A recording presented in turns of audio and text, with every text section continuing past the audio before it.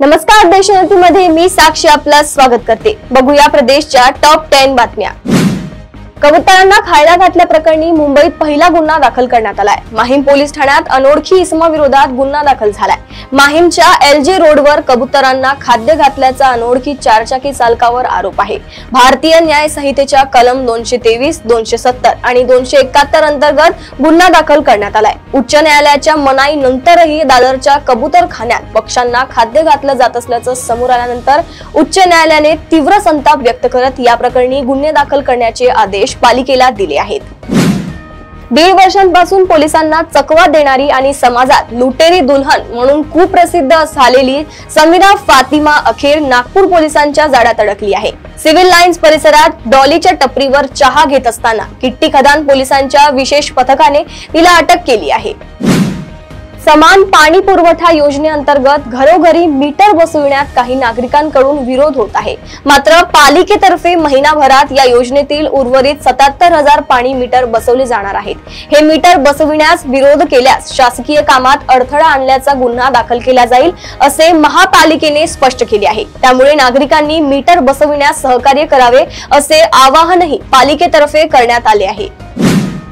सोलापूर महापालिका आणि MIT महाविद्यालयात यांच्यात पालिका आयुक्तांच्या दालनात कृत्रिम बुद्धिमत्ता अर्थात AI या आधुनिक तंत्रज्ञानाच्या क्षेत्रातील सामंजस्य करार झाला। या कराराचा उद्देश शैक्षणिक महापालिकेचे विविध विभाग व शासकीय क्षेत्रात AI चा प्रभावी वापर करून शहरी प्रशासन अधिक सक्षम करणे हा आहे। राज्याचे नवे कृषी मंत्री दत्तात्रय भरणे यांनी महसूल अधिकाऱ्यांना एक अजब सल्ला दिला आहे। सरळ काम सगळेच करतात, मात्र एखादं काम वाकडं करून परत सरळ करणाऱ्यांची माणसं नोंद ठेवतात, असं वक्तव्य दत्तात्रय भरणे यांनी केले आहे। इंदापूर मधील महसूल विभागाच्या एका कार्यक्रमात भाषण करताना भरणे यांनी हे वक्तव्य केले आहे। म्हाळादेवी गावात ग्रामरक्षक दलाची स्थापना होताच ग्रामस्थ, ग्रामरक्षक दलाचे सदस्य, महिलांचा मोर्चा अवैध दारू विक्रेत्यांच्या घरावर धडकला व अवैध दारू विक्री त्यांनी उद्ध्वस्त केली। विशेष म्हणजे अवैध दारू विक्री करणाऱ्यांना ग्रामपंचायत सुविधा न देण्याचा तसेच त्यांना शासकीय सुविधा देऊ नये असा ठराव ग्रामसभेत मंजूर करण्यात आलाय।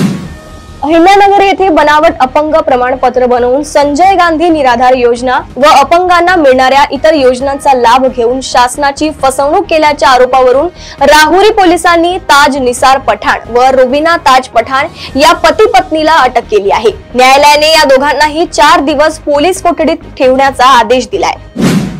रायगड विकास प्राधिकरण व केंद्रीय पुरातत्व विभाग यांच्यातील सामंजस्य करारानुसार किल्ल्याच्या कोअर भागाचे संवर्धन केंद्रीय पुरातत्व खात्यातर्फे तर पेरिफरल भागाचे जतन व संवर्धन रायगड विकास प्राधिकरण करेल असे असताना प्राधिकरण मार्फत सादर करण्यात आलेल्या कामांच्या प्रस्तावांना वर्षानुवर्षे मान्यता दिली जात नाही।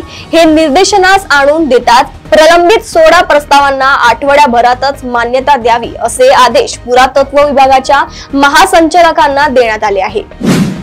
वसई विरार शहरात सुरू असलेल्या बांधकाम घोटाळा सक्त वसुली संचालनालयाने उघडकीस आणलाय। नव्या इमारतींना परवानगी देताना माजी आयुक्त अनिल कुमार पवार यांच्याकडून प्रति चौरस फुटामागे 25 रुपये तर माजी नगर रचना उपसंचालक YS रेड्डी यांच्याकडून 10 रुपये कमिशन स्वरूपात आकारले जात होते। आर्किटेक्टच्या माध्यमातून हे पैसे रोख आणि सोन्याच्या स्वरूपात घेण्यात येत होते। शुक्रवारी सक्त वसुली संचालनालयाने हे दर जाहीर केले। या व्यवहारातून आयुक्त पवार यांनी कोट्यवधी रुपयांची माया गोळा केल्याचे ईडीने म्हटले आहे। शाळांमध्ये दिल्या जाणाऱ्या माध्यान्ह भोजनामुळे वाढलेले अन्न विषबाधेचे प्रकार लक्षात घेऊन शिक्षण विभागाने या संदर्भात कडक मार्गदर्शक सूचना लागू करण्याचा निर्णय शुक्रवारी घेतलाय। त्यानुसार शाळा स्तरावर आहार तयार केल्यानंतर तो विद्यार्थ्यांना वितरित करण्याच्या अर्धा तास आधी मुख्याध्यापक, शिक्षक अथवा स्वयंपाकी मदतनीस तसेच पालक उपस्थित असल्यास त्यांच्या मार्फत चव घेण्यात यावी व दर्जा तपासावा आणि तसा अभिप्राय नोंदवहीत नोंदवण्यात यावा अशा सूचना शिक्षण विभागाने जारी केलेल्या निर्णयानुसार दिल्या आहेत। प्रदेशातील अशाच टॉप 10 बातम्या जाणून घेण्यासाठी बघत रहा देशोन्नती। नमस्कार।